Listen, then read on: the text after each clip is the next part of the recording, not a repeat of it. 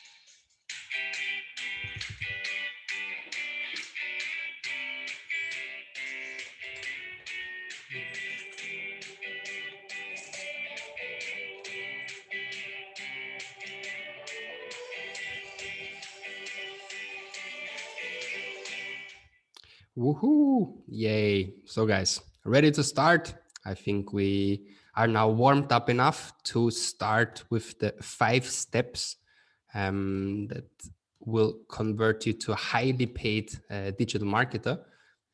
And can you just confirm, Alex, just a second, you can see my screen and hear my voice, everything fine, right, Alex? And Andreas, perfect. I actually see your faces. Perfect. It's all good. Perfect. So welcome to our Ads Accelerator Masterclass. As I said, we're going to aim to be done by 7 p.m. Okay, maximum 7:15, because I know you're all really very busy. And what we're going to talk about today is not so technical. It's not so much about Facebook and Instagram. I kind of talk a little bit about Facebook and Instagram, and also about omnichannel marketing, but it's more a strategic topic. If you're a freelancer, if you're, as Andreas said, starting as a consultant for Facebook ads or for digital marketing strategies, that's exactly what I did since 2015, 2016 to create my personal brand, to start Ads Accelerator, to build a team of 15 people.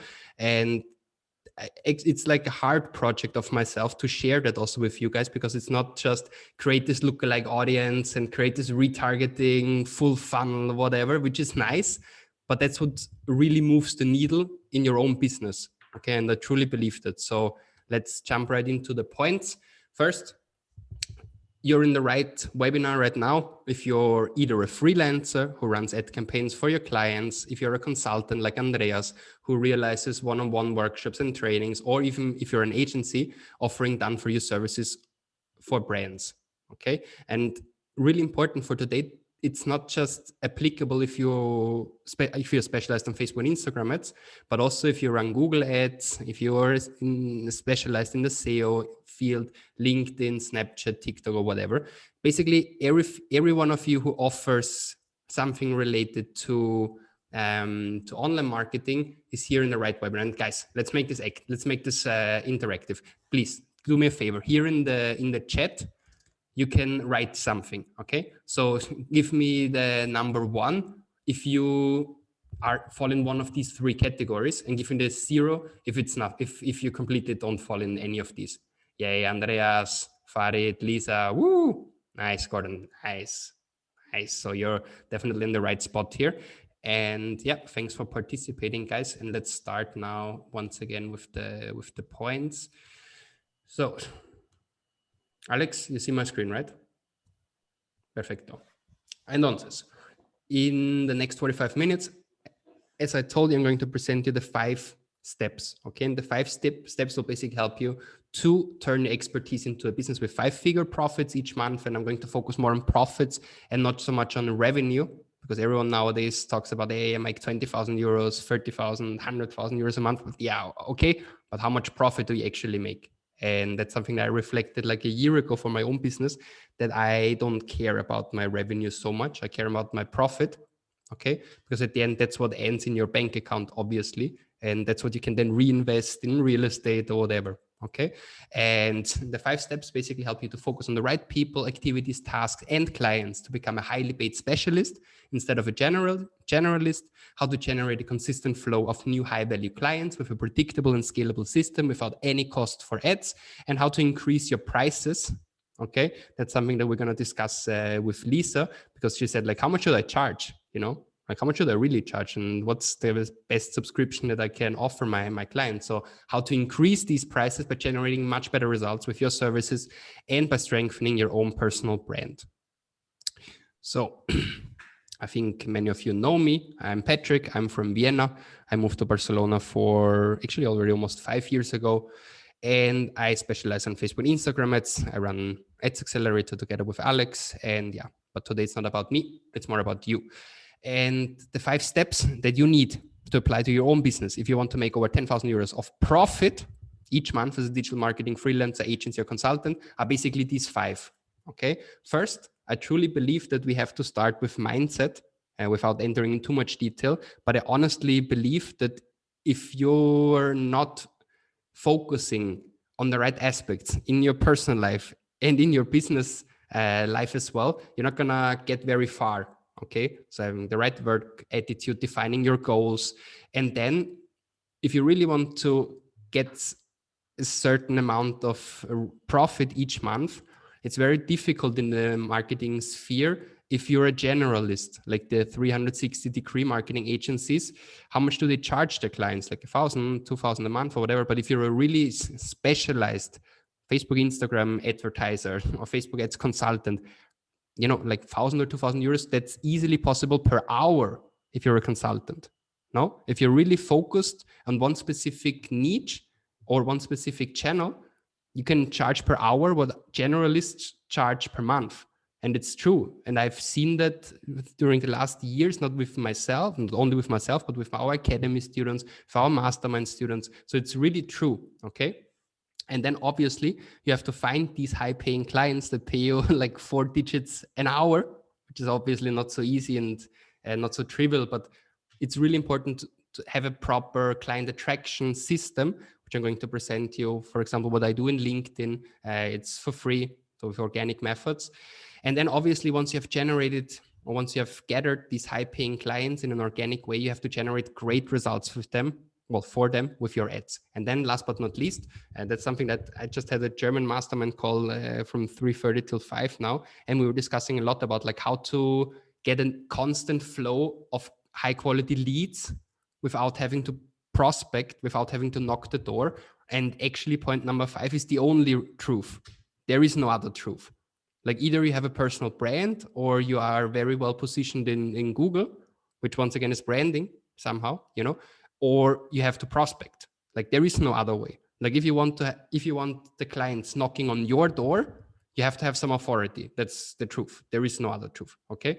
And therefore, step number 5 is like making use of everything that you've, applied here and then building your own personal brand for long-term success.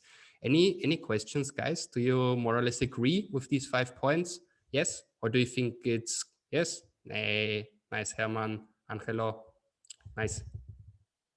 Motivated? I see you're almost sleeping. Lisa, you're smiling, but I don't know if you're motivated. So, you know. Yes, good. Then continue. As you see, I don't want this to be a monologue. I don't want you to be bored. I want you to, like get something out of it, guys. So let's start in with point number 1. How do we bring focus to your life and business? And we could talk about this a lot, but let's make it short and precise, because once again, like even people like Bill Gates say only through focus can you do world-class things, no matter how capable you are. And I'm sure that many of you are highly capable, but if you do not focus on one specific area, it's really complicated. And our beloved Steve Jobs has a really nice definition of focus, which I had to learn and apply to my own business. But people think focus means saying yes to the right thing that they've got to focus on. But that's not what it means at all. It means saying no to the 100 other good ideas that there are. So for example, focusing as a consultant like Andreas on Facebook and Instagram ads means saying no to consulting also on CRO, consulting on Google ads, for example. Okay, so focus in the definition of Steve Jobs means saying no to the hundreds of other good ideas that there are. And what should we focus on? Well, in my personal point of view, we should focus on the right people, on the right activities, on the right tasks, and on the right clients. And what does it mean? Well, focus on the right people. Your energy is very scarce and therefore spend it wisely. You're the average of the 5 people you spend the most time with. Like I happily spend a lot of time with Alex Zamaya, which is great. And he spends a lot of time with me. And I think we both benefit from each other, but imagine that we would be terrible people, like either Alex or me, it would lower our average somehow. And so it's nice that he's one of the 5 people I spend a lot of time with. And there are many people that are toxic, and you have to be aware of these characteristics. And obviously, if your inner circle of people that you spend the most time with falls in any of these categories, well, I would reflect on that, because they rather slow down your personal development than to really, like accelerate you, like it's accelerator. Now, focus on the right activities. Learn how to say no to all the time wasting. Never start your day with passive tasks. And no worries, we're going to be more technical in 2-3 minutes, but I just want to get these topics out there because nobody typically talks about it. And that's what really moves the needle. Like I personally have my phone turned off until lunch, Monday to Friday. And then from Friday till Monday morning, it's turned off completely. So I would not turn on my email or my WhatsApp or Instagram or whatever before 11 a.m. You can do whatever you want, but it's just very, very recommendable to start your day with active tasks and not with passive tasks. Something that I like a lot when people share their screen, you always see like on their browser, they have like 20 different tabs open. And how is this combinable with focus? You know, like you have to save mental energy. And I also only use one screen, clean up your phone, unnecessary apps, reduce distraction, so on and so forth. We could go on for years now, but we want to focus, right? So focus on the right task, single task instead of multitasking. There is this Eisenhower matrix, you know, like this 2x2 matrix between important and urgent stuff. And obviously you should clearly define what is important and urgent and then do it. Everything that is important but not urgent, that's typically the thing where the majority of the people fail. Okay, something that I get asked in my mastermind a lot, like, hey, I have to record a new webinar, I have to start with my new funnel, whatever, but it's not urgent, and therefore they don't do it, right? It's something, you know, like people, like there's also a task for me, which is important and not so urgent, which is updating some videos of the Ads Accelerator course. It's something that there are some videos I want to update and I have it in my mind for 6 months already. And I'm like, but it's not that urgent. It's super important. But then the way to actually get it done is to plan for it. So right now, for example, next week, I blocked the entire Monday, I blocked the entire Friday. I planned to do it, right? And doing this, I'm somehow guaranteeing that I actually gonna realize the task. If not, you know, it stays in the in the limbo. But therefore, everything that's urgent and important, do. Everything that's not urgent but important, plan for it and actually put it in your calendar. And everything that is not important but urgent, delegate. Obviously, you need to have a small team or personal assistant or virtual assistant. And everything else that is not urgent, not important, eliminate. Now, having said all of that, let's finally jump into some agency, freelance, and consulting topic, how and why to focus on the big fish and solve the real problems. Well, what do you think, guys? Who will pay you more for digital marketing services? A cheap individual hotel or a luxury hotel chain like the Hilton? What do you think, guys? Like B, right? So luxury hotel chain, obviously. And who will pay you more? If you do lead generation for a small gym that makes like 30 euro a month with the customers, or if you run lead generation for personal coach and makes 80 euros an hour. Well, typically also the one who generates more value. And I think you get the idea that real estate is also nicer than haircutter for you as a client. And the idea is here basically find big clients and surf their wave. And before we continue, I would now open up a little small round of discussion. And Herman actually said exactly the right thing. What do you mean, Herman? And you can unmute yourself if you want. But what do you mean with let's go high impact? What do you mean with that? But you're completely right. Yeah.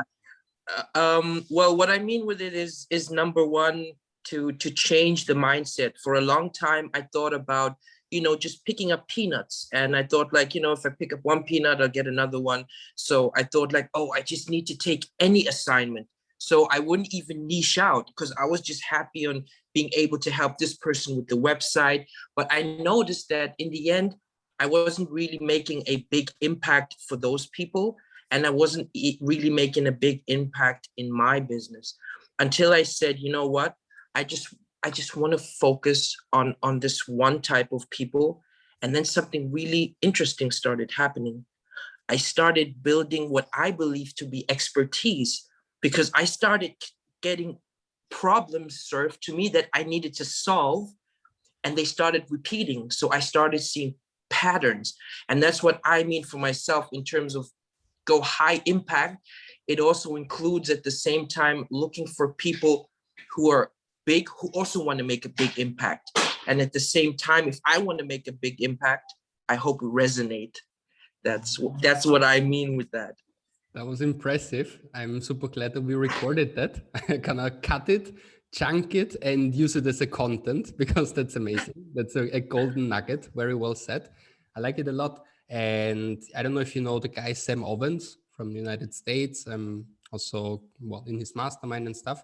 And he always talks about the golden link in the value chain. That's basically the summary of what Herman just said. You want to be the golden link in the value chain. So you want to, you know, like have, as you said, like you want to have high impact. You want to realize activities that generate a lot of money. Therefore, if you work with the small haircutter, You run Facebook ads for them. A client is worth like 10 euros. It's good, right? It's okay. But if you work, for example, a real estate business, you generate leads and then they sell a house for 1 million and they make whatever, 50,000 euros in commission for that. They're going to be happy. They're going to make a lot of money. Everyone's going to be happy. And at the end, the work is not 500 times more, right? So it's just, I promise you that in our academy and also our mastermind, one of the main issues why freelancers, agencies, and consultants do not make more money is the wrong client selection. I promise you that. I truly promise you that it's client selection is key. And also something that people won't talk about so much, but I truly believe that is, like I also post a lot of great screenshots of a ROAS of 10 or something. But, like at the end, running Facebook and Instagram is becoming more and more of a commodity, right? You have to create prospecting campaigns, you have to create retargeting campaigns. Makes sense to have a up and cross-sell campaign. You need to have some good video ads, you need to have some carousel, you need to have some image ads, but everyone does that. It's not that Patrick, whatever, has a magic stick and my campaigns are completely different than others. Like the ads are okay-ish, like I give my best to make some good ads. But at the end, also having a ROAS of 10 or a ROAS of 5 comes down to client selection many times. Like if you have a client that's already, selling, solving a right market need, and you run the ads, like I don't know if you know it, but I run ads for ASICs, for example, and we have typically a ROAS of like 60 or 65, and it's because I'm awesome, only because of that. Obviously not. It's obviously because people know ASICs. It's the same if you run the ads for Nike or if you run the ads for Gucci, like people would just buy it. And yeah, client selection. But client selection is obviously not so easy. Therefore, let's continue with the content, because why it's also not just that you select, like that you have like 10 different clients in front of you and you select the cherries. That's, also in the beginning, not the case. Typically you have to, like improve and evolve and stuff. And what really helps you with that is to be a specialist, not a generalist. Okay. And how to become a specialist and not a generalist? Well, let me tell you about 3 things now. First is you can be like a channel specialist, an industry specialist, and then also my personal example. Because you want to focus on the right channel and industry to become a specialist and to earn more than every generalist. And this is a little graph that I've developed, and I personally like it a lot. So on the one hand, on the y-axis, you have the different channels when it comes to digital marketing. Like you could run Facebook and Instagram ads for your client, or Google search ads, or YouTube ads, or organic paid media. Well, sorry, organic social media. You can set up the funnels, conversion rate optimization, email marketing, whatever. There are several marketing channels that you can play for them. On the other hand, on the x-axis, you have different industries. You could do all of this for e-commerce industry, for lead generation, for local businesses, for info products, or others, right? And what I do not recommend you is to do everything for everyone, okay? And I know many people who do that.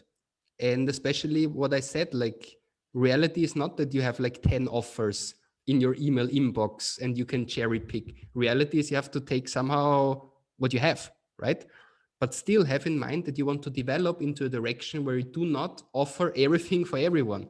Because if you offer everything to everyone, you can never really be, what Hermann said, you can never really have this expertise. And he said it very politely that I consider it, but it's a fact. Like imagine that you're only doing Facebook and Instagram ads, like myself. Like I do omnichannel marketing, but I focus during a lot of time only on Facebook and Instagram. At one point of time, you become pretty good at it. You understand that every single button that there is, you have pressed 10 times, and nobody can tell you something that you do not know. And that's the effect of being a specialist. And obviously, you cannot only focus on the channel, but you can also focus on an industry, which is something that I actually like a lot, to be honest. Like if you understand the actual needs of an e-commerce store, it typically is not just running Facebook and Instagram ads for them. Typically an e-commerce store doesn't care about where the sales come from, right? So who of you runs ads for e-commerce? Who of you has something to do with e-commerce? So Andreas and Lisa, what do e-commerce stores really care about? Well, I guess it's the conversion rate. It all comes down to, in the end, well, making the traffic into customers. Exactly, and not only the traffic, making their investment into money, into sales or profit. Like at the end, they don't care if you spend 10,000 euros a month on Facebook ads and you make 20,000 out of it, or you spend additional 5,000 euros on Google ads and you make 15,000. At the end, the only thing that matters to them is how much money did we spend this month, how much return did we get, and how much profit stays. That's the only thing that matters to them. ROAS is very important for them. Exactly. Very well said. And therefore, if you're like really, really honest, and if you're like really focusing on the client need, okay, not just that we're cool with Facebook ads and stuff, but if you really focus on, like fulfilling their desire of increasing their ROAS, their blended ROAS, well, then we have to touch conversion rate optimization at least a little bit. Like you cannot bring Facebook ads traffic to a Shopify page which only has, like one product picture or doesn't offer PayPal as a payment method.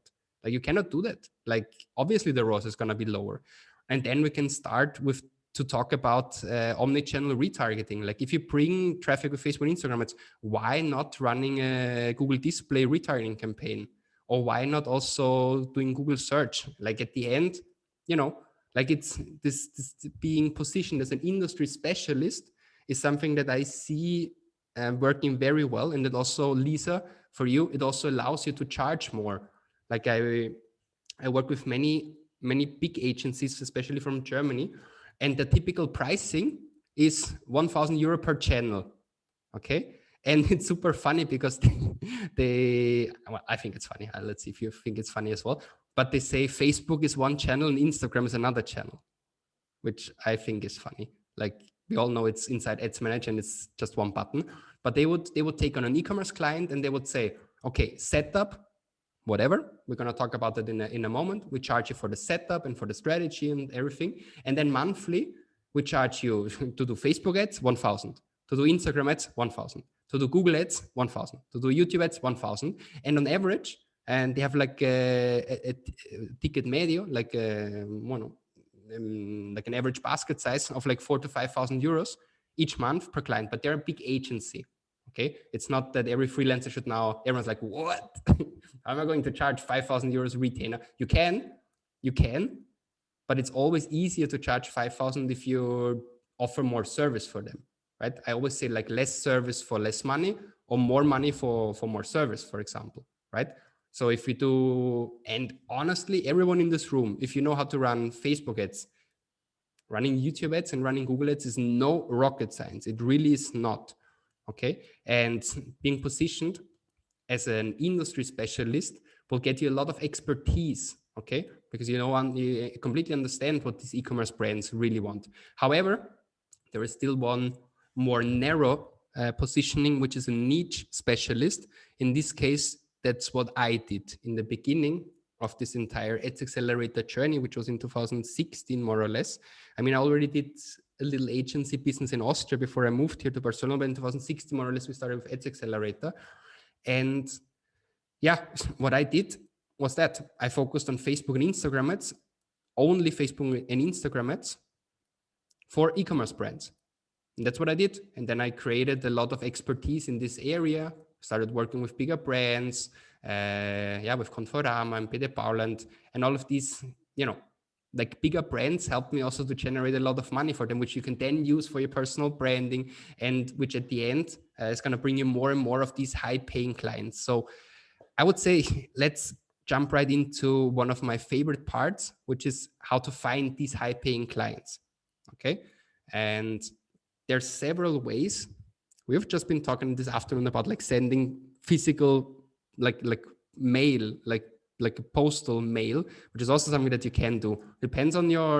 Everything depends on your target group, right? So like, for example, this guy, is offering a consulting service for like 10 to 15,000 euros. And it's a one-shot solution to set up for them a digital funnel and the first campaigns and stuff. And he focuses on tax, how do you say, like tax, how is it called? Like, ¿cómo se llama? Auditorías. Alex, ¿tú sabes esto? Audits. Yeah, it's like tax audits. That's his clients. That's his niche. And yeah, they're typically rather conservative. And he literally sends out physical mails to them. And then he calls them and he makes a lot of money, like 6 figures a month with this offer by sending physical email, like mails, not even emails. It's something that you can do. I was also a little bit shocked. And I see in Herman is like, what? What do they? I'm just saying, like, it's not a finite list. The list can be infinite of what you can do. But let me just present you like the 3-4 things that I typically recommend our students and that typically work pretty well. So the first thing that is a no-brainer is having a proper referral partner network and then pay them a proper commission. Like Andreas is nodding the head, like it typically works the best, right, Andreas? So if a friend recommends you and stuff, how's your inflow of clients, Andreas? Do you also get a lot of recommendations, or how does it typically work, Andreas? Well, it's in the restaurant industry, and he is also speaking to a lot of other industries because they're visiting the restaurant as well. So he's kind of like saying that I'm doing ads for him, and he's referring me. So it can bring in some clients, hopefully, at some point. Absolutely. And what I recommend you guys, something that I always did in the beginning and I still do, is pay properly. Pay everyone properly. Like if they give you a client and the client pays you 1,000 euros a month, well, I personally think like the Pareto principle 80-20 is like a universal law, and I apply it, and nobody ever complained of getting 20% of the deal flow. You know, like they're also incentivized to bring you more and more clients. And at the end, what I recommend you to have at least 10 written agreements with friends, colleagues, former clients, existing clients, whatever. If you have 10 of them, in Spanish, I say, no te faltará trabajo nunca, which means like you're never going to run out of work. If you have at least 10 of these referral partners with a written contract and having like properly defined that they get 20% of your, you can even say lifetime. Okay. Lisa, what do you mean exactly? Well, if you advertise with a daily budget of like 10 euros or less than 50, you don't spend that much time on your client. But if you advertise with a daily budget over 100 or 200, I don't know, you have to spend more time. So that means you can charge more, I guess. So that's why my question. Very good question. And there are 2 things I would like to say. First of all, my dear Lisa, client selection. It is always client selection, right? So not Patrick, not Alex, not Andreas, not Lisa is going to be able to charge 5,000 euros a month to a client that spends 20 euros a day. That's not going to work for nobody of us, right? But I think all of us easily can charge 3, 4, 5,000 euros a month for one client that spends 1 million a month on ads. So first things first, completely agree with you. The more they spend, the easier it is to charge more money.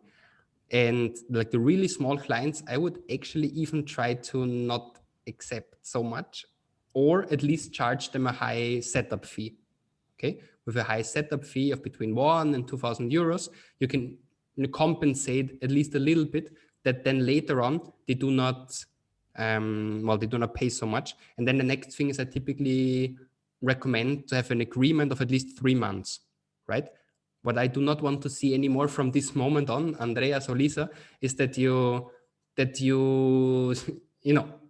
take a small client, because it is what it is, because we don't have like all the big clients just waiting for us. You take a small client, okay, but then you charge them a setup fee and you have an agreement for at least 3 months, right?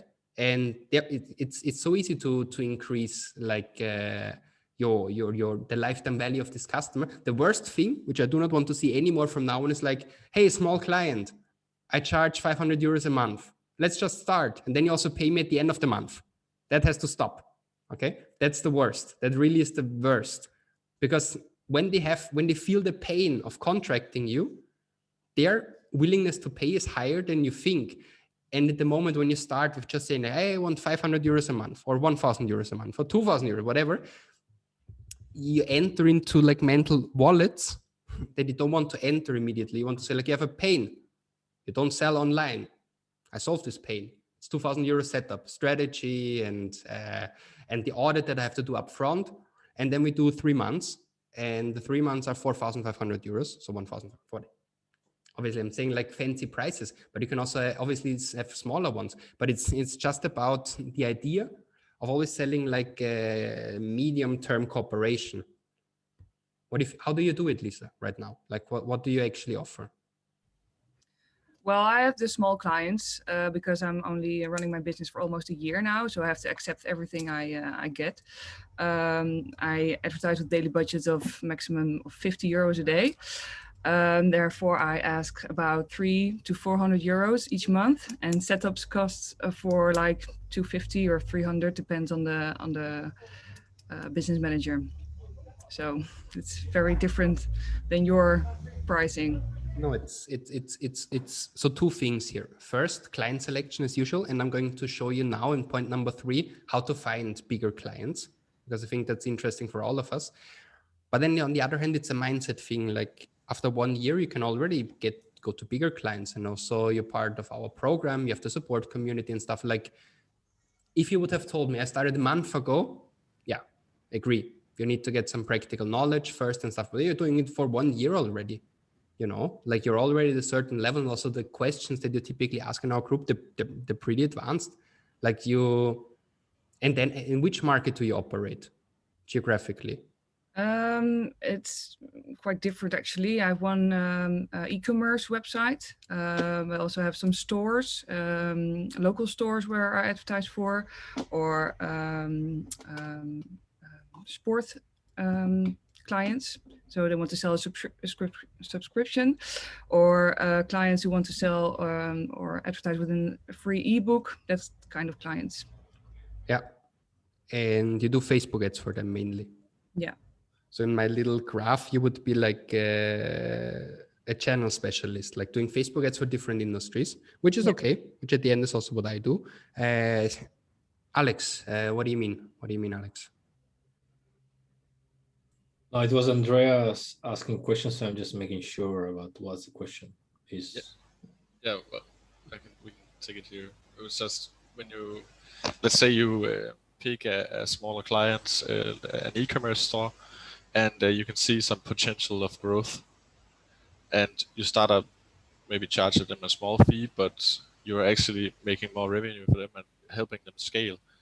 So what would your approach be if you're scaling that business and your payments? What would your approach be? No, obviously, that's also what I thought when Lisa said like small clients spending maximum 50 euros a day. Well, then there are 2 ways out of this, you know, like you're somehow not increasing your revenue for 2 things. Either you need bigger clients, or you need to convert these clients to bigger ones. But the reality is that it's oftentimes not that easy, right, Lisa? Like make them spend more. Yeah, okay, right? But obviously Andreas is right with that. And if you scale them, you're going to be able to charge more. Well, no? Yeah. What about like a performance fee for your results? Yeah. Yeah, well, that was my question in the Facebook group. Do you guys do that?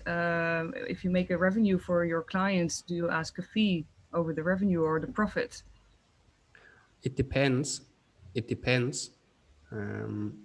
So once again, it comes down to like surfing the wave of bigger clients or having to initiate a wave of very small clients. And if the clients are very small, the percentage of what you charge is not going to be high. Well, the percentage can be whatever, but the absolute amount of money that you generate is low. So with smaller clients, I would typically not take a percentage. Okay. because it always comes down to the 4 P's of marketing: product, price, place, promotion. You only tackle 1 P and stuff. But if it's a bigger client, like I would be super rich if I would have charged a percentage of A6. Obviously, I'm not, and obviously I have not been allowed to charge a percentage on that. But that's the general idea, Lisa. So the bigger the client, the more you want to participate on their growth, right? Okay. Yeah, we have 2 more questions. Nicola, where are you? I'm here. Perfect. Nice. What's the question? I was wondering if your referrals gives you bad clients you would normally reject. What would you suggest to do? Well, in general, if you have a commission deal with them, right, with the friend who refers you, right, you only make 80% out of this client. So if the client is already so small that you would typically not accept it, then you also make 20% less out of it. I would probably learn to say no, which is a really good skill that I also recommend you guys to practice on a daily or weekly basis, learning to say no. And I typically, like, the easiest way to say no is no, I'm not going to do it, but I can recommend this and that person. So you would want to have like someone you can refer it to, but then you pass the lead from one way to the other. So it's a little bit, yeah. In general, I can truly guarantee you, like, for the first 3 to 6 months of working as a digital marketer, it's good to have the mindset that Lisa said. So taking on small clients, getting experience. But after 3 to 6 months, you're already good enough, so to say, to go into medium-sized clients, honestly. And you don't have to stay with the smaller ones. You're just wasting your valuable resources, guys. And there is one last question, then we're going to jump into step 3. What is the best way to improve learning if you don't have any website to analyze website visits? Well, not so easy. And well, then the best is definitely inside the platform of Facebook and Instagram, so to say. So like measuring what's the engagement rate, what's the interaction rate, how many people click, and then you bring them, for example, you bring them to the Instagram profile, and then you retarget people. But in general, I think in 2021, it's realistic to set up a website with Wix or with Squarespace or with lead pages. So I would try to get one for sure. Well, can I just come in? Can I continue to ask? Sorry, I am Alhaji or Aladdin. The thing is, I do kind of a referral for financial, anyway, it's a money transfer company. Yeah. Actually, basically in the African region. Okay, the referral is based on the amount of people you register. For your first registration, you have a commission for that, a fixed price that is about €10. Okay, and then whatever they send, normally they pay a fee, and then that fee you have certain percentage, like 40% of the fee that they paid. Okay, but I mean they have their website and all stuff. So if you for me to be able to take if I do ads on Instagram or Facebook, I don't have a special website to connect them to. The only way is to connect them is to go to the company's website. And if they go to the website, for instance, through my ad, but they don't put my code, that means I don't have that customer under my name. So there I lose.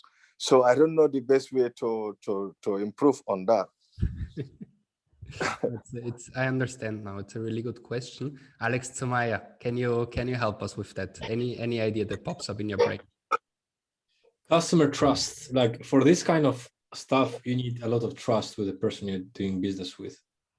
And like, it's the only way.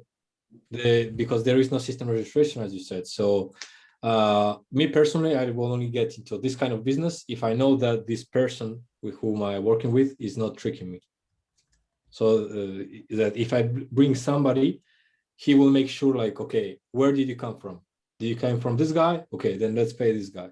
So they need this to have like a form or a step in which they ask, and then make sure where this person come from. Otherwise, it's actually whether it's on the web or the app, when you download, there is a question like, do you have referral agent? And then there's a space to put the name. But you know, there are some they just skip that, because I remember there are a lot more when they have problem. That's when I know. I mean, it's through me that they register, because the only option they can contact the center is they have to contact me. So, but whenever I go to check the list, if they are on mine, they are not. So I have to reclaim, and then they put their name on. And most of the time, as a new registration fee, that's the €10, I lose that because it is not informed during the registration. Yeah. So you say they can choose, so they can skip the writing part. So is there a way that you can make it a must? So they have to put something, and if they don't, they cannot continue with the process. Okay, well, that one I have to discuss with them. But it's like, I'm not the only referral agent, because I'm in Spain. I do that of Spain, and you have people in Germany, you have people in Italy, and all over Europe, like me. Is it? So it's not because they also do their own adverts. So that's why it's not like a must to fill that, you know. Yeah, I got it. Well, let's give the word to Herman, because I think he also had an interesting solution to that. This sounds like a similar problem that I ran into. That's like a really great synchronicity right here. I work on the side also for a financial company, so I get commission as well. It's commission based. So in a way, it's me referring the people who are with me to the company. But I also wanted to build a downline for myself. And so in this process, I came into the problem of how the heck do I do that? Because oftentimes you're not allowed to actually run ads for the main company, like in terms of advertise for that company. So I stumbled upon this solution, and I think it's really, really insane. Basically, it consists of 3 parts. So in the front end, you don't really advertise the product itself, the financial product. You give the people something else that they may need and run into, and which will allow them to opt into you. It's called a self-liquidating offer, because in the end, it can be something of value, because I'm sure by now you have a lot of knowledge about the stuff you're an affiliate for. So once they're in your own list, that's basically when you can actually really communicate with them the way you want, and you can in the end serve that link to them on a platter and say, if you really want this now, then just click here. And so by leaving your list, they'll be entering your referral system, and that way you can make sure that they always, leave a crumb leading back to you. That would just be nice. It's a bit more complex, of course, because it's an ecosystem that you need to build up, and it has a few more parts, but it's actually easy when you do it. But that would be a suggestion for what you're talking about. Thank you. That's really impressive, Herman. I like the idea a lot. I would say, having a little look also at the time, it's 8 minutes to 7, and I still have 3 of my amazing 5 steps that I wanted to share with you. And we have one further super interesting question from, what's your name actually? Alberti? Or what's your name?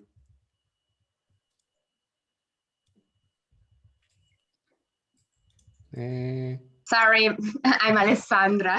Alessandra, muy bien. Muy bien. Yeah. Pues perfecto. Thank you. You can answer at the end. Yeah. No worries. Yeah. That's what I would suggest. I would say I finished with the last 3 steps, because I think they're truly important. And then if you want to stay, guys, perfect. With Alessandra, we're going to talk about really interesting aspects when it comes to freelance and consultant agency business. So guys, let's continue. Thank you. You are obviously welcome. De nada. And where is my slide actually? So far, so good. And here we are. So we have been discussing the referral system, okay?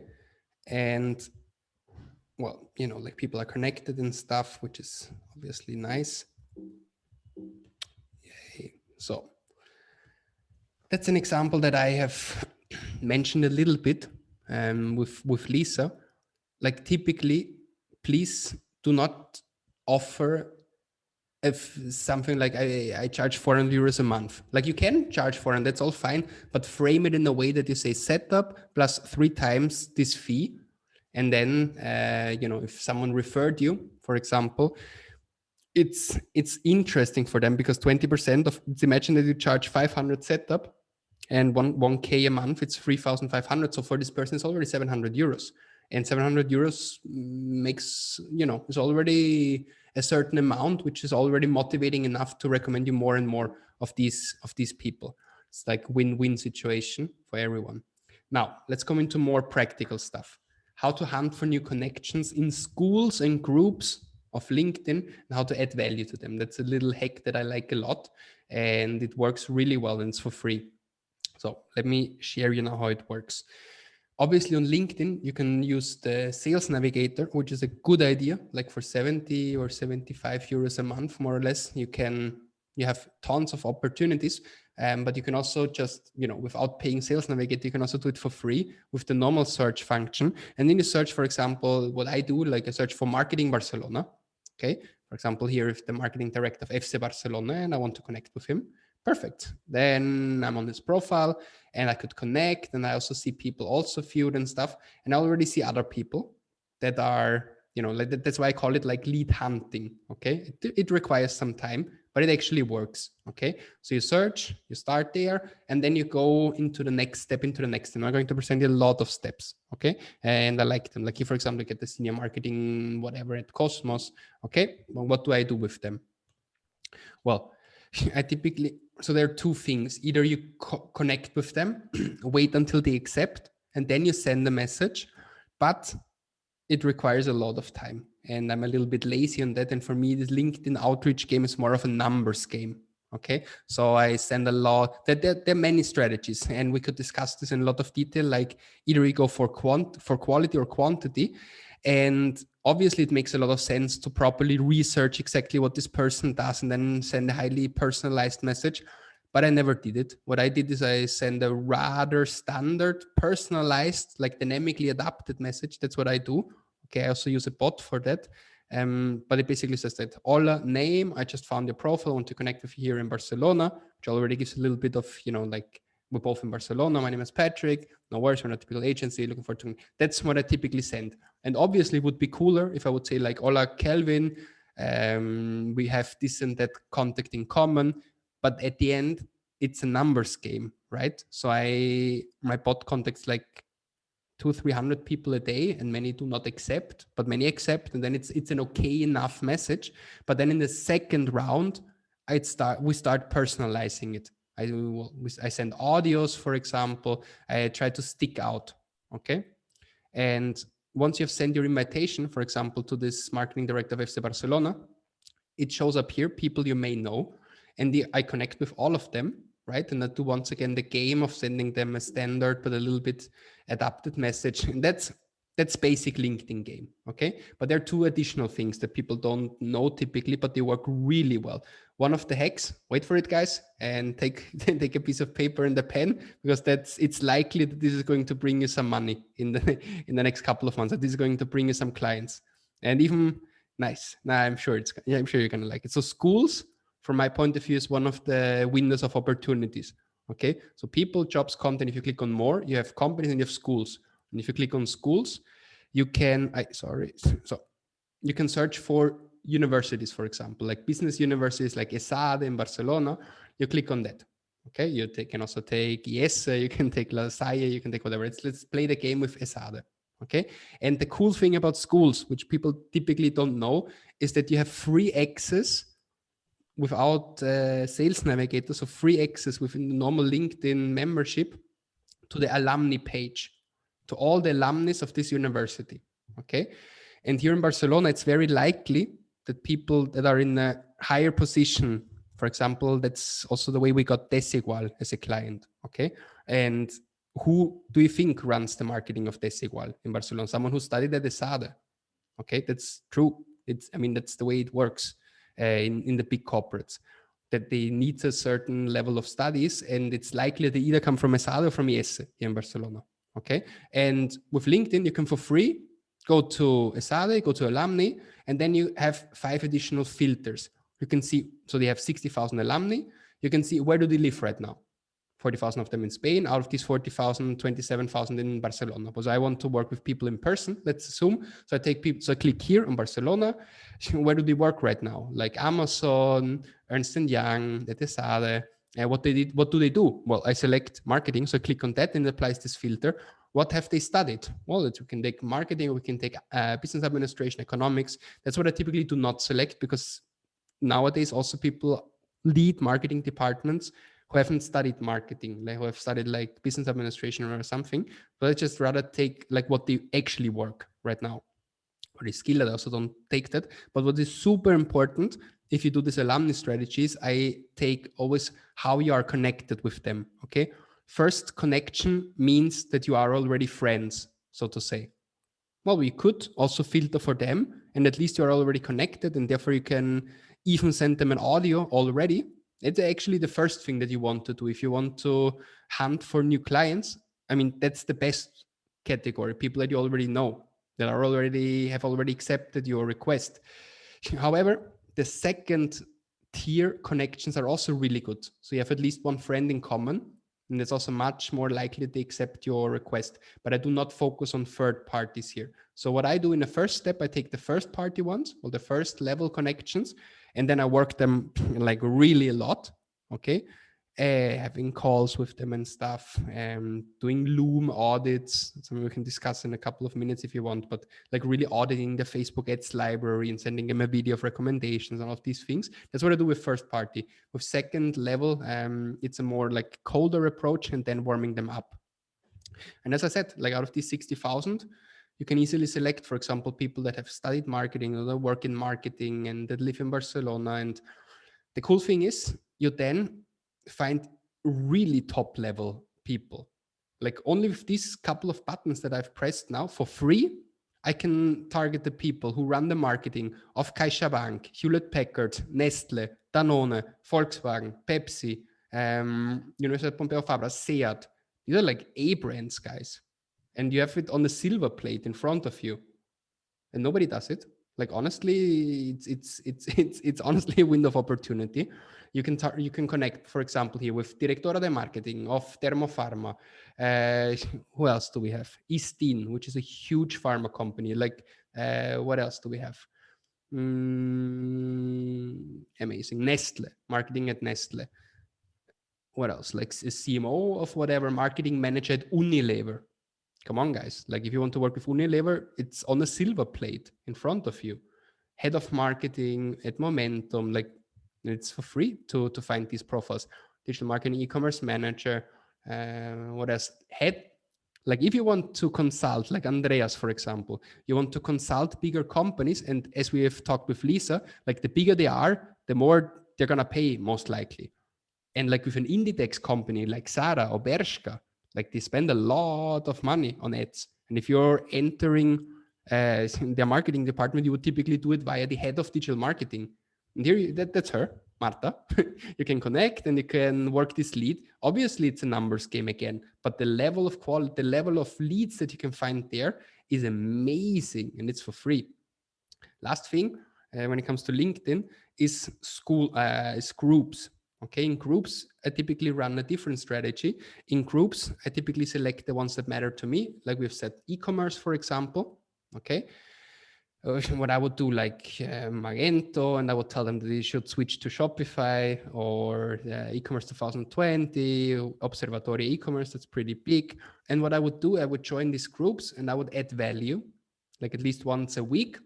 I would post something that is valuable, a blog that I found of someone else, or my own blog, or a value video, and I would try to dedicate between 2 and 3 hours a week on highly qualitative comments.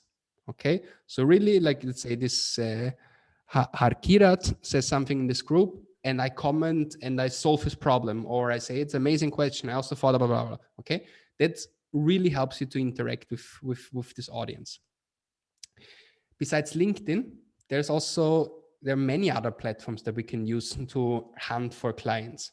Okay, for example, Facebook groups. Same strategy as with the LinkedIn groups. You find, for example, the e-commerce mastermind with 92,000 members, e-commerce growth hacks, whatever, if you want to focus on e-commerce, or you can also focus on whatever if you want to focus on info products like coaches and consultants. Okay, you just search for these Facebook groups and do the same strategy again. Basically add value in the groups with something that you post, and you comment valuable stuff, and then you connect with these guys, and as soon as possible try to get them on the phone. Okay, the earlier the better. You do a little 15 minutes talk to them. Well, on Instagram, there's also something that works really well to hunt for clients, which is find and follow the right hashtags for your industry and engage actively with their content once again. Okay, like let's assume that Facebook ads is the hashtag that we're interested in, or Facebook ads agency, Instagram ads, Facebook marketing, whatever. You find this, or e-commerce, okay, or Shopify or whatever, or real estate, lead generation, info products, whatever, and you search for the hashtag, and then you see obviously the last posts for this hashtag. And what you can do, you can simply once again comment something valuable under the last 3 to 6 posts, because they're the most recent ones. And for example, here, whatever, like this guy says 3 tips to implement the Facebook ads. I mean, everyone in this room could add something valuable to that now, like they should do A/B testing, effective copywriting, use the Facebook pixel. Well, I would comment something like, I don't know, but yes, the Facebook pixel is great, but are you aware that Google Chrome is going to block the Facebook pixel? So in 2022, it's going to be not that easy anymore. Have you already implemented Conversions API? No? Like something like that. That's a valuable content. I mean, it's also not rocket science at all, but it's likely that this person is going to connect with me, and I'm doing something that's in fancy words, it's called joint venture strategy, because you're somehow having a joint venture, but I rather call it parasite marketing, because you're someone like a parasite that makes use of the reach that this person already has. And then people are going to take a look at the comments, and they're going to start following you and stuff. I know it requires quite a lot of work and time, but if your main bottleneck right now is not having big clients and not having a high volume of clients, these things really, really work. Okay. Now I would say let's make a little break, guys, because it's already after 7.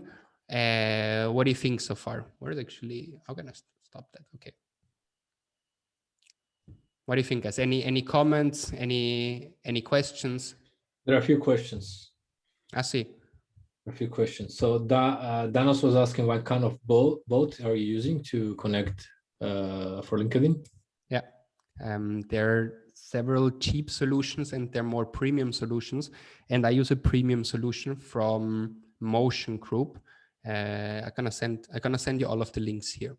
Okay, so Motion Group, and it's pricey. It's like 1K a month. But it's, if it generates high ticket clients, it's a good return on investment anyways. But there are also very cheap solutions like Linked Helper or Duck Soup. I've used all of them and they're also okay-ish, but the results have not been the same. Like with the one I use now, it's significantly better in the conversion rate. Which ones do you use, Danos, actually? Do you also use LinkedIn automation or not? Not really. I do it manually. I mean, it also makes sense. You definitely have better... Yeah, because the volume is not that high. Absolutely. I'm not a sales guy, so I only use LinkedIn in order to recruit, top-notch speakers like yourself. So the numbers are not that high compared to an average salesperson. Yeah. But that's why I'm asking, because it could be really, really useful for for people who want to target, prospects on LinkedIn. Yeah. I'll also send you an email afterwards, Danos, with more details about that. I can also Thanks a lot. with the founder of this company, and you can just take it from there, because I also think for you would be interesting. Well, guys, before we jump into more questions, I need to have a little look at the time, because I also want to be respectful for all of you who need to leave, and I want you to not leave without knowing step number 4 and step number 5, right? Yay. So let me continue with that, and then we jump into the remaining discussion, the remaining questions. So to also follow this little wonderful storyline here, I told you how to focus and why focusing is important, and how to focus on the right aspects of life and business. Then how to become a specialist and not a generalist. And then I entered in a little bit of detail now when it comes to different outreach methods, organic outreach methods to find high paying clients. Okay, so far so good. But once we have the client on board, we need to generate good results for them in the long run, because that's the only way that Andreas said that we can scale these clients, that they can recommend us to other people, that they become part of our referral partner network and all of these things. So generating great results with them makes a lot of sense. And nowadays, March 2021, I mean, you can still focus on one channel and being a channel specialist or even a niche specialist, but that's why I raised the question of like, what do e-commerce companies really want? Well, they want to spend whatever, 10,000 euros. They want to make 100,000 in return. That's what they really want. But where they spend it, they don't care. Okay. And therefore, I think omnichannel marketing is the right approach in this specific moment.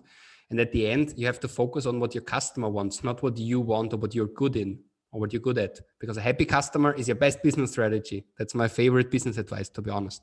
Okay, customer centricity, like Jeff Bezos with Amazon. And with omnichannel marketing, obviously Facebook and Instagram ads play a super important role, especially in prospecting, also in retargeting. And here, obviously, the full funnel strategy is the right way to go, which many of you already know anyway, so I'm not going to enter in too much detail about that, but communicating different messages to different customers according to the current level in the customer journey. And especially here, focusing on, like direct response prospecting campaigns, scarcity, fear of missing out, and retargeting. And never forget about the reach campaign, okay? Because you typically don't have millions of paying customers that you want to re-impact with your up and cross-sell campaigns with a loyalty message, typically with a reach campaign where you can define the frequency, let's say 3 times a week. Nice. Now it's a party. Bueno, seguimos. Yeah.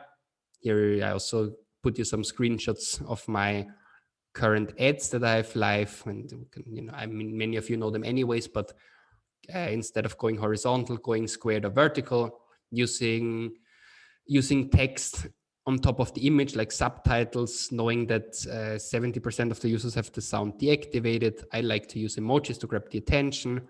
I like to use also this Instagram story style. Doesn't work that well on feed anymore, but in stories, it works amazing, like making it look as natural as possible, knowing also that the 20% image text rule doesn't exist anymore, right?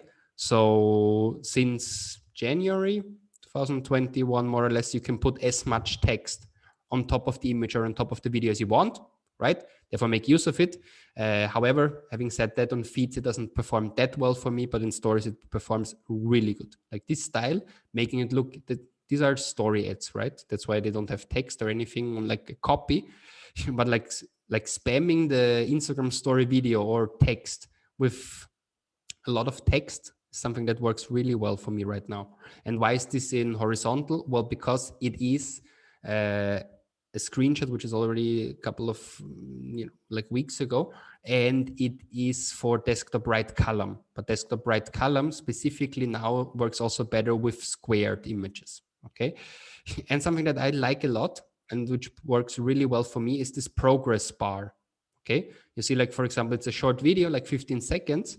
And, like just having this progress bar shows the user that it's not a 2-minute video or something. It's a really short one. And then you're going to stay until the end, working with some authority, like putting the Forbes stamp or anything, testimonial ads. So these are like the typical Facebook and Instagrams that I'm running since 2017, more or less, and they still work really well, always like adapting them a little bit and stuff. But honestly, in 2021, it's really difficult to only depend on one traffic source. Therefore, omnichannel marketing is a reality. And it's not rocket science. If you know how to set up Facebook and Instagram ads, you also know how to set up some at least basic Google search ads, you know, that show up on top of the organic results. And, you know, that's the inside look in my own ad account. And like, for example, if someone searches for learn Facebook ads, or in español, aprende Facebook ads, so Facebook ads online course, well, I have to be there. Honestly, I have to be there. And also your clients have to be there when the potential customer searches for them. Google Display Network, it's amazing for retargeting. It's so cheap. Like you invest like 10 to 20 or actually more than 20 euros a day. I typically don't see so much. Like obviously if it's a bigger brand, it's a different thing. But if it's like the typical infopreneur with 10 to 20 euro daily budget, you can follow your user all over the internet with a display, Google Display Network retargeting campaign. And I'm sure that many of you have seen these ads and they're super cheap. Like doesn't cost me more than, I don't remember, but like 15 euros a day or 17 euros a day. That's what we spend for that in this moment. And they typically work really well. Same with YouTube ads. Like for me, YouTube ads was an amazing tool to scale in to increase authority and trust in retargeting. Like amazing. Like everyone who came to our website, to our funnel, from that moment on, for the next 30 to 60 days, they've also seen YouTube retargeting ads. And once again, like 5, 10, 15 euros daily budget. Like if it's just retargeting, it's super cheap. It's super cheap. I actually have received even messages via email like, Patrick, I'm going to kill you. Tell me where you live.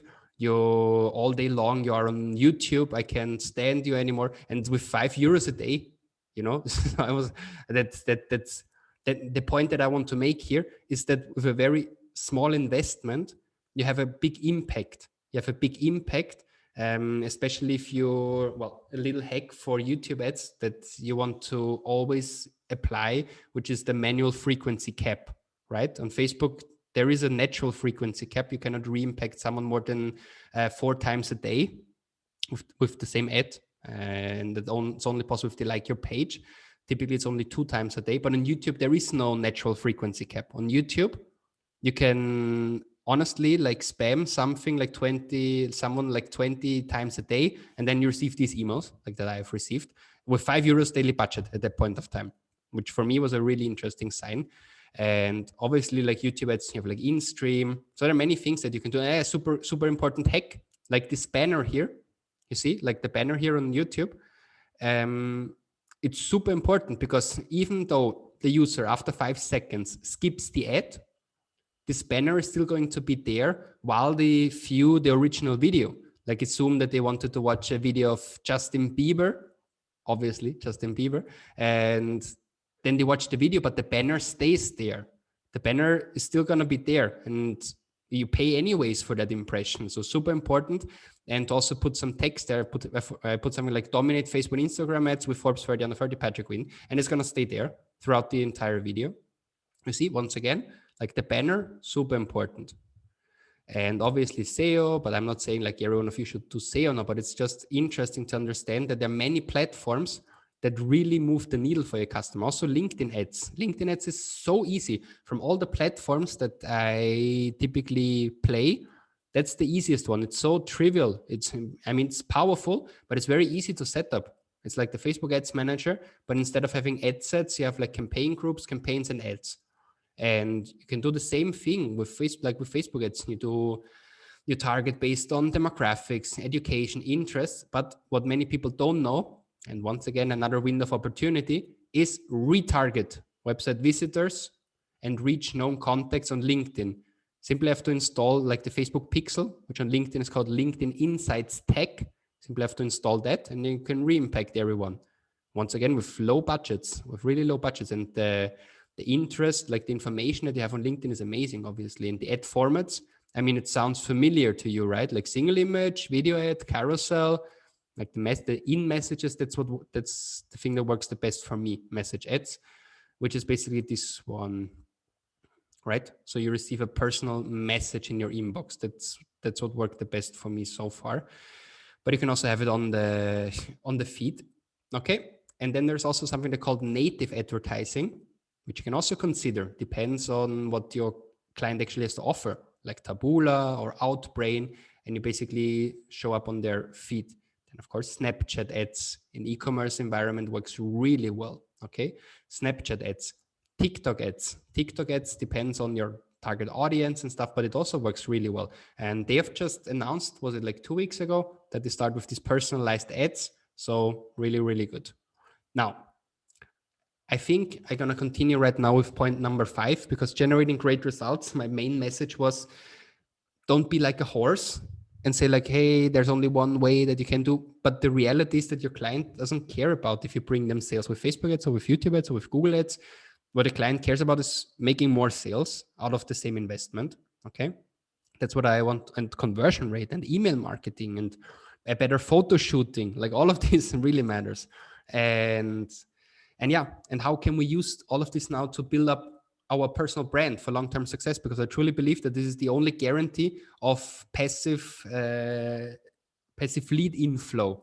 Okay, like I've now over 30,000 followers on Instagram, on Facebook and stuff. And it's not just about ads. It's also about the organic thing that they do. Like, I don't know if you've seen our past content strategy that we do over the past weeks, but requires some resources. But at the end, you know, it's money and time that I invest either in organic or either in paid. But at the end, it's the combination of both. Same with YouTube, like having a proper YouTube channel makes a lot of sense. Okay. And then LinkedIn, like I try to post at least 3 times a week, better 5 times a week, Monday to Friday on LinkedIn. So I'm just posting some content, just being there for the audience. And yeah, what should we post? Well, you can do obviously whatever you want with your personal brand, but some of the things that I do is like when I'm at a corporate event, like position, it depends on how you want to be seen, how you want to be positioned. But obviously you're already aware that the brand Patrick Wind is linked very closely to this Forbes 30 under 30 thing. And therefore I have to, well, not in your face all day long, but at least I have to, you know, wear like the Forbes banner and stuff. So to strengthen the connection between the two brands, right? It's called co-branding, what I do here.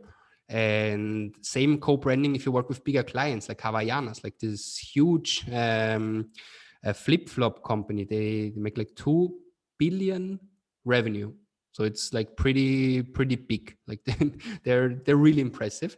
And obviously it connects the brand Patrick Wind with Havaianas if I'm at their office consulting them, and it helps you to be perceived as an authority. What else do we do for personal branding? Well, we record fancy videos and then we take behind the scenes shots of me wearing this Forbes thing in a nice office, a MacBook. My typical target audience are Apple users, so they can relate to that. So many things when it comes to personal branding that you can do. Well, being inside the ads manager, obviously. If you participate in conferences, unfortunately, the amazing event with Thanos would have been amazing in Greece, spending their wonderful time together, but now everything is virtual. Well, we can still take screenshots of the Zoom conversations, or at least share the banners of like you being announced as a speaker.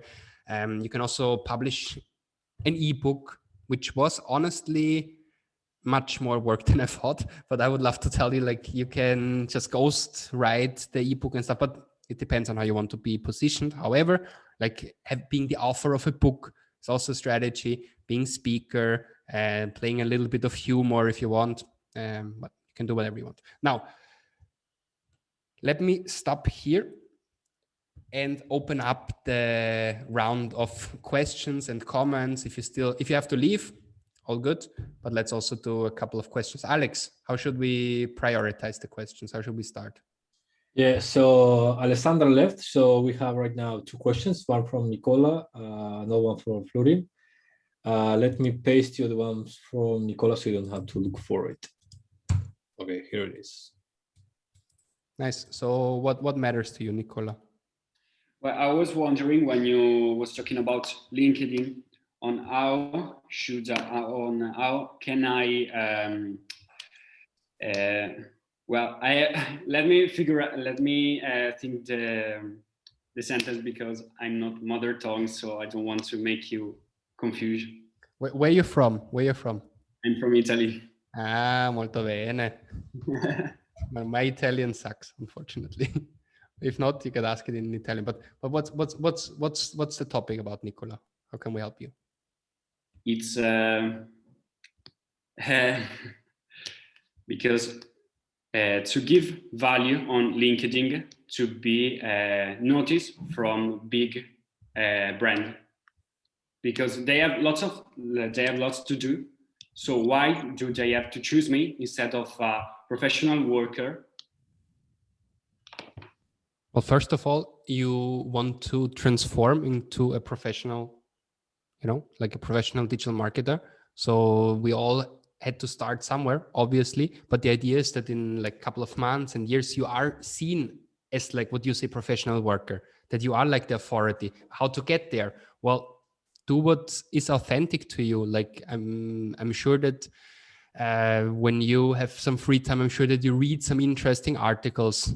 You don't have to write them. You just read something, you watch a tutorial on YouTube, something that really, or you read a nice book related to their industry or whatever. You can talk about that. You can, like, for me, authenticity is king. So you should not come up with something that is not you, but whatever fascinates you, try to focus on that.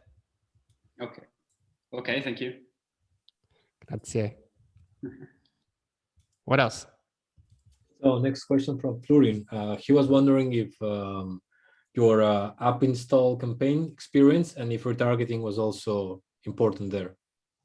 I actually have quite some experience with app installs. Anyone else of you guys?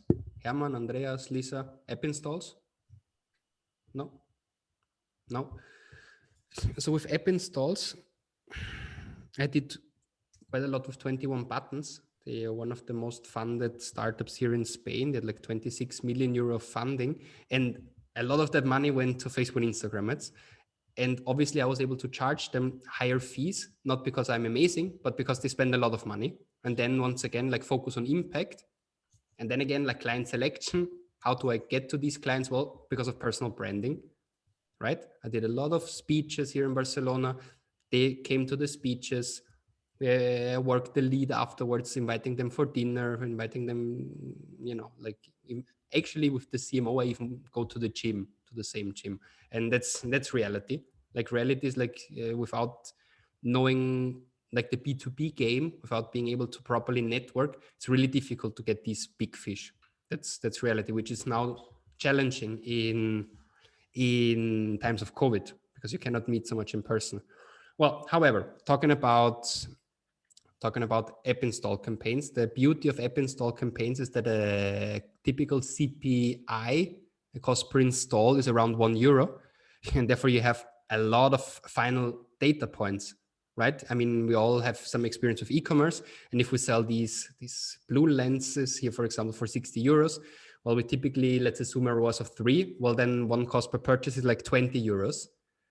But then if you only have €50 daily budget, like Lisa said, how many sales are you going to generate? Like 2.5 on average. So you're not going to have a lot of data points, and it's really complicated for the algorithm to optimize. But if you run app install campaigns and the final conversion is like €1, right? Because the app install is pretty cheap, typically, like someone installs the app. So you have a lot of data points and this algorithm works pretty well. And if you should do retargeting, well, yes, obviously, but it's a little bit more tricky. You obviously need to have the SDK installed, which is like the pixel, and then you need these deep links. Okay, that's the thing when it comes to app installs. If someone has already signed up, you want to bring them to a specific area inside the app. That's with deep linking. But yeah, as not so many of you run app install campaigns, I think we're not going to enter into more detail about that. Next question, Alex. I'm motivated. Let's do 5 more minutes because I also want to be respectful with your time, guys. Yeah, so Andrea is asking about if looking for clients in the local, European, or worldwide clients, if it matters or not. Yeah. Where are you, Andreas? I'm in Denmark. So it's a small country. There's around 400,000 companies in Denmark, but not all needs advertising. So I was thinking because there's starting to get a lot of competition here in Denmark as well. So I was thought about just from the start looking at the European market as well, or even worldwide. So what's your thoughts on that? Yeah, my thought on that is that I remember that we were talking about Denmark and Copenhagen and my friends there the last webinar. And Denmark is a great market, but small. So, but it's a big competitive advantage that you speak Danish with them, that you understand the culture, that you can actually meet for a coffee in Copenhagen. That's a big advantage. So definitely skim the cream as much as you can in Denmark. And then if you want to scale more, I would not so much focus on worldwide markets. It typically doesn't work that well. Like we all have this illusion of the United States. The United States. We need to get US clients. Yeah, yes, but it's really difficult to get them. And then you have time difference and different culture and huge competitors that are really good in what they do in the US. So I typically don't see so many great results. But what I would do if I would be in Denmark, I would focus on the DACH region, like Germany, Austria, Switzerland, Benelux. That's what I would in Sweden, Norway, maybe a little bit of UK. That's what I see as realistic. Okay. And just a follow-up question, how do you manage your clients? What's your CRM system? Yeah. What we do is we use Kajabi, which is, well, it's a very lean and smooth solution. Who of you knows Kajabi? Alex, if you don't know Kajabi now, like we spend like daily 4 hours inside it. Lisa, you also use it for info products, right? No, I know it because you use it. And some clients of a friend who also is in the same business, she has clients who also use Kajabi. So it's really, really recommended. It's like Shopify for info products. Okay, so you can host everything there. It's this one, Kajabi. And yeah, that's what we use as a CRM as well. Okay, thank you. You are more than welcome, Andreas. Tusen tak. Selv tak. What else do we have, Alex? So, classical question from Lisa. What do you tell people when they say that your price is too high? Yeah. What? How often do you get the question, Lisa? If you only charge them 400 euros a month and they still say it's too high? Many times. Well, then it's all about client selection. I know that you don't want to hear it, but that's the truth. Like 400 euros is not too high. That's a fact. But if somebody came to me and they want to get their advertisement done by me, how can I say no? You say two things. You say, yes, I can do it, and I happily do it, but it costs 500 euro setup and 1,000 euro monthly budget, at least for 3 months, so 3,500 euros. And they're going to tell you, nah, I don't. Well, then you say, well, no worries, but then I cannot do it for you, but I can teach you how to do it. Then you can do some consulting for them. And how much is that going to be? Well, for 1,000 euros, we're going to make 5 one-on-one sessions for 1 hour or for 2 hours. Or for 500 euros, I show you how I would set it up. So it's like the natural evolution of a done for you service into a done with you service or a one-on-one consulting is you just say your prices. And I honestly believe that, Lisa, that you should charge 500 euro setup or 700 euro setup or 800 plus 1,000. Like, but where do you live? What's your geographic market? I live in Arnhem, the Netherlands. You live in the Netherlands? Yes. Let me connect you to one friend of mine. His name is Joey, and he actually charges like 1,500 euro monthly per client, and he just does Facebook ads. And like the Netherlands are a good market, really are a good market. You're gonna like him. His agent is called Life on Mars. However, in the Netherlands, you're definitely gonna be able to charge between 5 and 1,000 euros setup and 1,000 euro retainer. And if the client says, well, I don't have so much money, then you can either say, well, I show you how to do it, or you start learning to say no, because they're gonna occupy your valuable time. And you rather focus on creating your own personal brand, doing LinkedIn outreach and stuff, and like prospecting for big clients. because 400 euros a month is not high. That's a fact. No, and I'm spending so much time on them, and I think I deserve more than that. I am aware of that. I truly believe so. And Madsen, that's super important what you say. And I think, was it Lisa? Was it Alessandro who asked it? Like, if I typically negotiate prices always without the ad spend, like two complete different silos, like mental silos in the brain. One thing is how much I'm going to charge for my service. And then we're going to discuss how much money you want to spend. I give you some recommendation, between 3,000 and 6,000 euros a month, or less or more, whatever, right? But super important, never ever, please, honestly, never ever from this moment on offer like your fee already including the ad spend. Like spend, like you want to run Facebook ads, it's 1,000 euros a month, 600 euro for me, 400 euro ad budget. Never ever do that anymore. Never. It's one of the typical mistakes that people do in the beginning, but don't do that, because immediately the perception is reality, right? And your client is going to perceive that he pays you 1,000, even though you only get 600 or 400. And at the end, well, honestly, like 1,000 euros a month is a solid benchmark in the Netherlands. Like here in Spain, it's less. And then in India, it's obviously also less. In the US, it's like 1,500 or 2,000. In Denmark, it's also higher. It's also like between 1 and 1,500. So it all comes down to client selection, Lisa. It really does. Okay.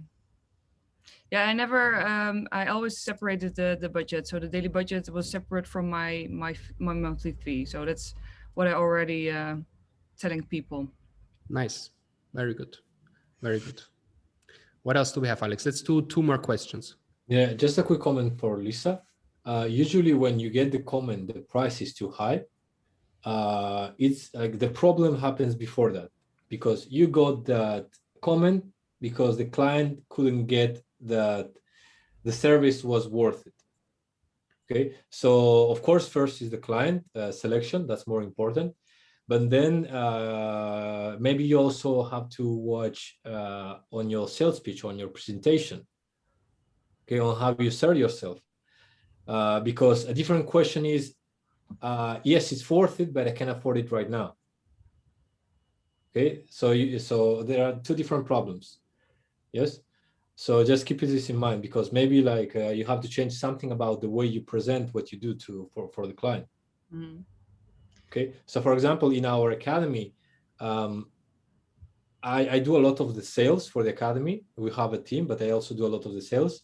And when it's done properly and when the client is right, I only got one time in maybe already 70, 60 calls of somebody saying, yeah, this is too expensive for what you do. Yes, so ideally you get to that point. So everything is very nice, but but when the problem is that the client doesn't have, but he knows that it's worth it. So that's when you want to be. Okay. Yeah, I get that a lot, that they don't have the budget right now, but maybe in the future. Yeah, well, that's preferable. That means that they understand the value. But if they tell you it's too expensive, it means that they understand the value yet. Mm. Okay. So that's it for Lisa. Patrick, there are no more questions. Well, there is one I see from Andreas. Like, what do you do right now, Andreas? Do you focus on your personal brand or agency in the communication? Well, actually, I was starting to think about building up an agency and already bought the domains and so on. But if you think it's a better idea to start off building the personal brand, I will totally focus on that instead. So yeah, but I see people do both actually. So yeah, I actually also did both always. And reality is also that Patrick Wynn has like 30,000 followers and Ads Accelerator like 2,000. So people don't really like to, well, it depends on the niche, obviously, but people like to relate more to a person than, and also you're a really handsome, friendly gentleman. Thank you. Actually, I just purchased Copenhagen Beard, like, you know this brand, like the startup? Yeah, I use it as well. You got a fancy beard like Andreas. I just purchased it yesterday. You'll get the same in a few months. Nice. But Guys, okay. I had a great, let's do one more because Eva also had a question. Like Eva, are you with us or not? Are you still here, Eva? No, yes, maybe. Well, then let's see if we have one more question. Or you all... She's here. She wrote via chat. Ah, perfect, Eva. So the question is, I'm curious, but the client just transferred to your account the money that he wants to spend on ads. I only do ads from e-commerce. So yeah, that's a really easy answer. You typically don't want to touch their money, like the media budget, at no point of time, right? So you typically inside their business manager, you have their credit card, you have their bank account connected, you have their PayPal connected. So you're typically like an admin of their access, so to say, but I do not recommend that they pay you and you pay then the ad spend. That's not what like the real big players do. The big players, you know, like they have access to an ad account or a business manager where the credit card or the PayPal account or the bank account is connected, and you never really touch that. Thanos, glad to see you. Nice. Guys, I think we're good for today.